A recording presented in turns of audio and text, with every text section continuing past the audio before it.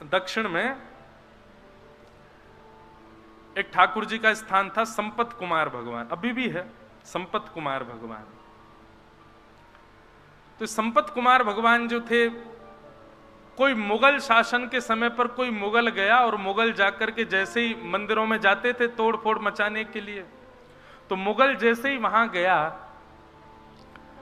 संपत कुमार भगवान को मुगल की छोटी सी कन्या ने जैसे देखा, उसको लगा ये बहुत बढ़िया गुड्डा है, मेरे लिए ले चलो। राजा तो मुगल तो अपने समय में कुछ भी करते थे, और बेटी की प्रसन्नता के लिए संपत कुमार भगवान को मंदिर से निकाल करके वो दिल्ली ले आए, और बेटी अपने पास रखती, ये मेरा गुड्डा है, उसी को नहलाती खिलाती पिलाती, उसी के संग रहती। वो तो साक्षात ठाकुर जी हैं।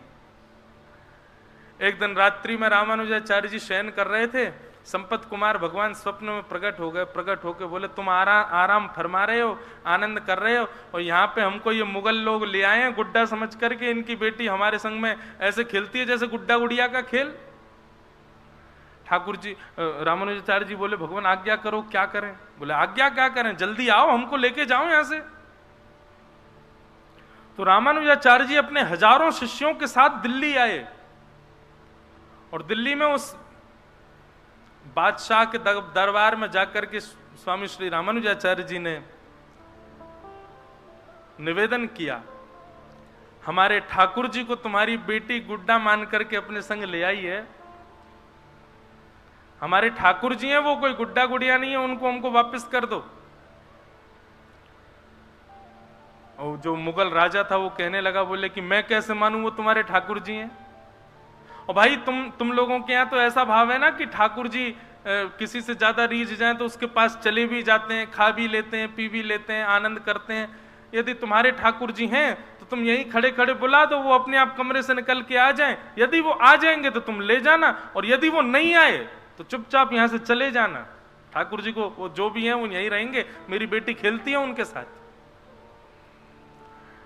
रामानुजाचार्य जी वहीं बैठ गए, नेत्र बंद करके ध्यान किया संपत कुमार भगवान का, और कहा, हम हजारों किलोमीटर पैदल चल करके दिल्ली तक आ गए हैं, अब आप कृपा करो, आप कक्ष से निकल करके बाहर आ जाओ, अपनी प्रभुता प्रस्थापित करो, चलो हमारे साथ। नेत्र बंद करके प्रार्थना की तो ठाकुर जी उनके चित्त में आकर के कहने लगे, बोले ये कलयुग है, और कलयुग में मैं अर्चक के अधीन होता हूं। अर्चक चाहेगा तो सोऊंगा, अर्चक चाहेगा तो उठूंगा, अर्चक खिलाएगा तो खाऊंगा, अर्चक नहलाएगा तो नहाऊंगा। मैं अपने योग बल से कुछ नहीं करता हूं, मैं अर्चक के अधीन होता हूं। आप ही कक्ष में आइए, मुझको लेकर के जाइए। और जब ठाकुर जी इतना प्रवचन सुनाने लगे तो रामानुजाचार्य जी को गुस्सा आ गया ठाकुर जी पे। बोले, हम इतने 1000 किलोमीटर पैदल चल के आ गए, वैसे आपको कुछ भी करना हो तो उसमें कोई विधान नहीं आपका है, बलि के यहाँ जाके 2 पग से 3 लोग नाप लेते हैं, खुद के मन में आ जाए तो कुछ भी करोगे, लेकिन हम कह रहे हैं तो अब आप यहाँ पे आकर के, मैं तो अर्चक के अधीन हूं, वो चाहेगा तो ही चलूंगा, वही चाहेगा तो ही करूंगा, बैठे रहो यहीं पे, हम जा रहे हैं वापस यहां से। ठाकुर जी पर जब थोड़ा क्रोध किया तो ठाकुर जी को ऐसा भाव आया कि ये मेरे पिता हैं और मैं इनका पुत्र हूं, और उसी भाव से देखते ही देखते बादशाह के सामने अपने आप संपत कुमार भगवान की प्रतिमा चल करके आई मूर्ति, और कमरा से बाहर आकर के श्री रामानुजाचार्य जी की गोद में आकर के विराजमान हो गया। रामानुजाचार्य जी ठाकुर जी को हृदय से लगाए, बादशाह भी नतमस्तक हो गया, और रामानुजाचार्य जी ठाकुर जी को लेकर के आए, पुनः मंदिर में स्थापित किया, उनका प्राण प्रतिष्ठा हुई। प्राण प्रतिष्ठा महोत्सव के बाद देखा तो वो राजा बादशाह जो था वो अपनी सेना और अपनी पुत्री के साथ द्वार पर खड़ा था। रामानुजाचार्य जी बोले, आप क्यों आए हैं? बोले, महाराज मेरे जीवन में मेरी सबसे बड़ी प्रसन्नता केवल मेरी बेटी की प्रसन्नता, और जब से आपके ठाकुर जी चले गए मेरी बेटी बहुत रोती है, आप कृपा करो भगवान, मेरी पुत्री को एक बार उनका दर्शन करा दो। रामानुजाचार्य जी उस बालिका को दूर मंदिर के दूर से ही, जैसे ही गर्भगृह में बैठे संपत कुमार भगवान को दिखाया, ठाकुर जी के मुख पर मुकुट देख करके, शंख चक्र गदा पद्म चतुर्भुज रूप में ठाकुर जी का दर्शन करके, उस बादशाह की जो पुत्री थी उसने वहीं प्राण त्याग दिए ठाकुर जी को देखते देखते। रामानुजाचार्य जी के चित्त में भाव आया, बोले कि ये ठाकुर जी को नहीं, ठाकुर जी इसको स्वीकार कर चुके हैं। और तभी उन्होंने टर्की अम्बा, वो टर्की का था राजा, तो आज भी दक्षिण में मां को अंबा बोलते हैं, अंबा बोलते हैं, तो टर्की अम्बा करके छोटा सा विग्रह ठाकुर जी के बगल में स्थापित किया, उस बादशाह की पुत्री का। और आज भी साल में एक दिन आता है, उस दिन ठाकुर जी का उस कन्या से विवाह होता है, और ठाकुर जी उस दिन पठानी कपड़े पहनते हैं, क्योंकि वो टर्की के बादशाह की पुत्री है। मैं दर्शन तो नहीं किए, लेकिन मैंने कथा सुनी है। तो मैं क्या कहना चाहता हूं, आप संबंध बनाओ, निभाने की जिम्मेवारी ठाकुर जी पे छोड़ो, वो निभाएंगे, और ये निश्चित निभाएंगे। ठाकुर जी बड़े दयालु, ठाकुर जी बड़े कृपालु।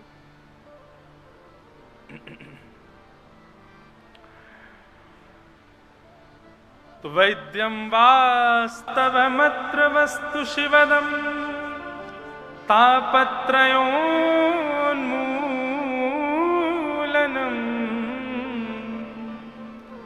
श्रीमद्भागवते महामुनिकृते किं वा परैरीश्वरः सद्यो हृद्यवरुध्यते त्रिकृतभिः शुश्रूषुभिस्तत्क्षणात्।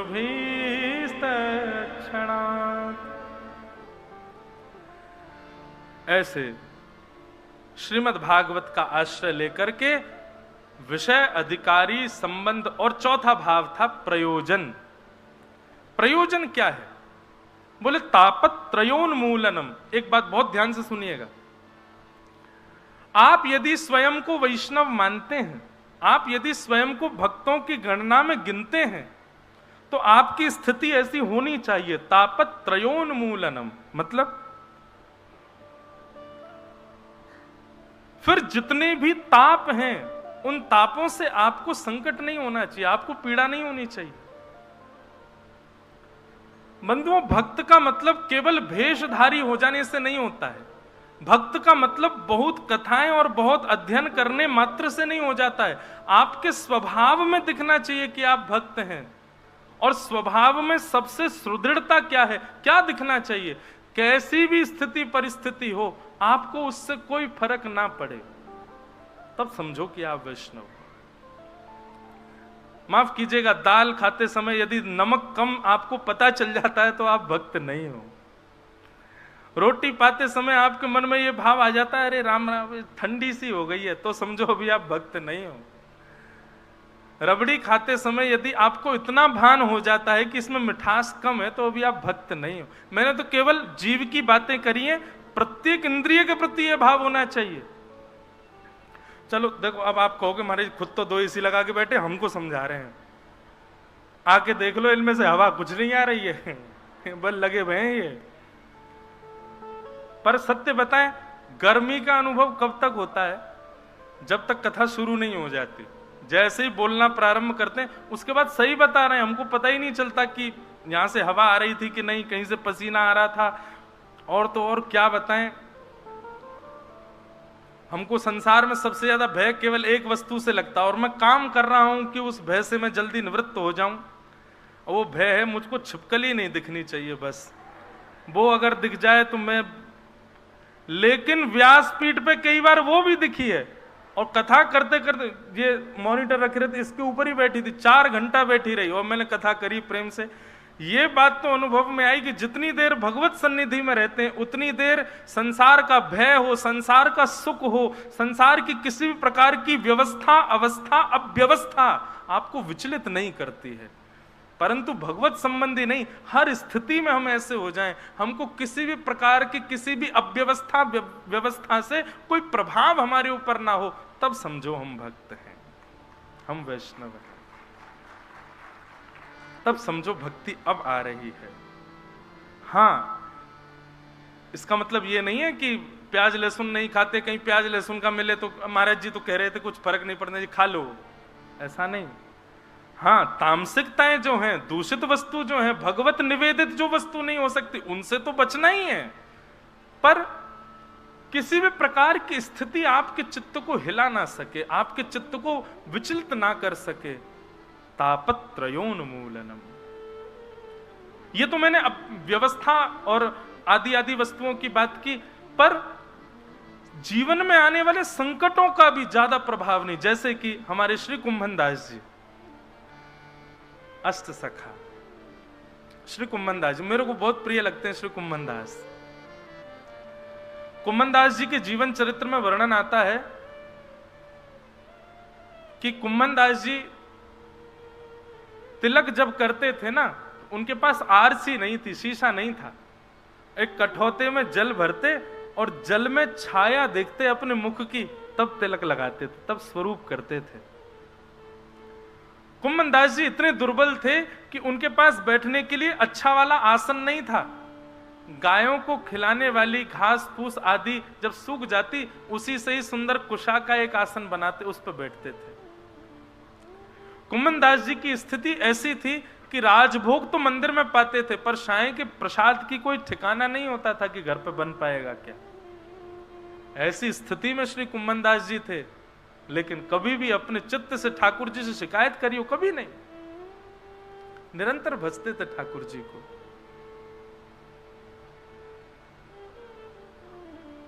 वर्णन आता है कि श्री कुंभन दास जी के आज भी खेत है गोवर्धन के पास में। तो श्री कुंभन दास जी जब अपने खेत में खेती करते थे, तो कुंभन दास जी तो आगे हल लेकर के चलते थे और पीछे पीछे हमारे श्री गिरधर गोपाल जी हाथ में बीज लेकर के बोते हुए चलते, वो छालते हुए चलते कुंभन दास जी के साथ में। वो खेत आज भी हैं गोवर्धन में, जहां ठाकुर जी अपने हाथ से बुवाई करवाते थे। और ये कोई 5000 वर्ष द्वापर पहले की बात नहीं है, इसी कलिकाल में आज से 450-500 वर्ष पहले जब श्रीनाथ जी गोवर्धन में विराजते थे, तब की घटना है। कुंभन दास जी हल जोतते थे और ठाकुर जी पीछे पीछे बीज लेकर के उनके साथ में खेती करवाते थे कुंभन दास जी के संग। अब सामान्य मानवीय दृष्टि से देखो तो कुंभन दास जी के पास में भोजन को अन्न नहीं है, कुंभन दास जी के पास बैठने को आसन नहीं है, कुंभन दास जी के पास देखने को शीशा तक नहीं है।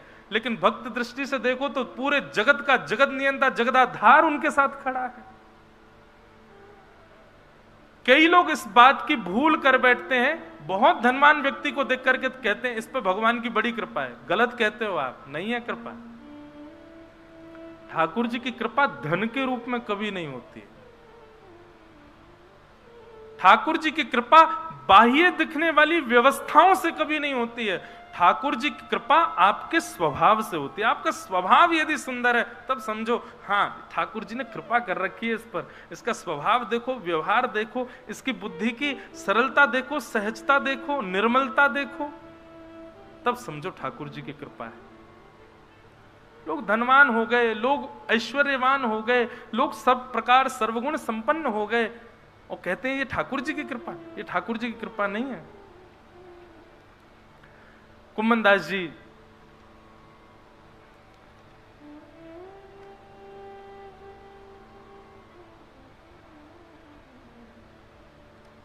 खेती करते, ठाकुर जी पीछे लिए लिए उनके साथ खेती करवाते।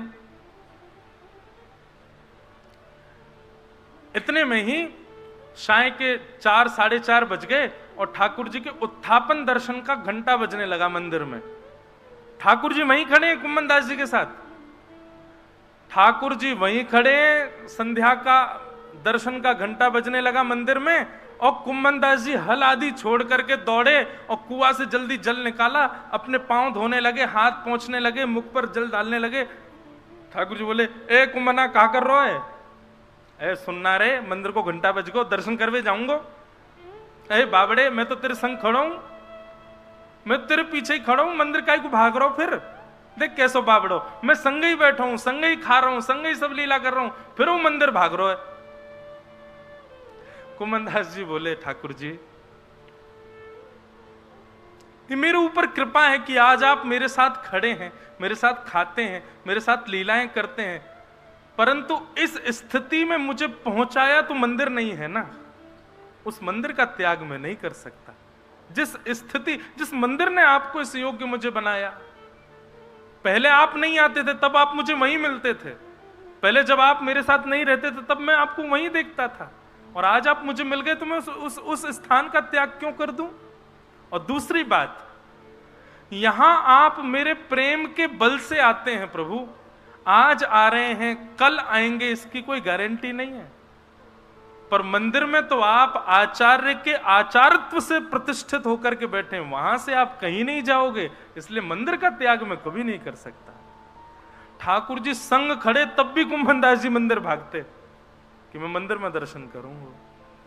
वही श्याम सुंदर जो अभी अभी हल चलवा करके आए हैं, उन्हीं के सामने जाते, किसी में प्रचार नहीं करते कि देखो मेरे संग अभी हल जुतवा के आयो, मेरे संग अभी खेत जुतवा के आयो, ऐसा नहीं कहते। जाते सीधे उसी भाव से दर्शन करते जैसे मानो 4-5 दिन बाद या 4-5 महीने बाद किसी वैष्णव को दर्शन हुआ हो। दोनों भुजाएं उठा लेते, नेत्रों से आंसू गिरने लग जाते, एक खंभ की टेक लेकर के वहीं खड़े खड़े पद सुनाते।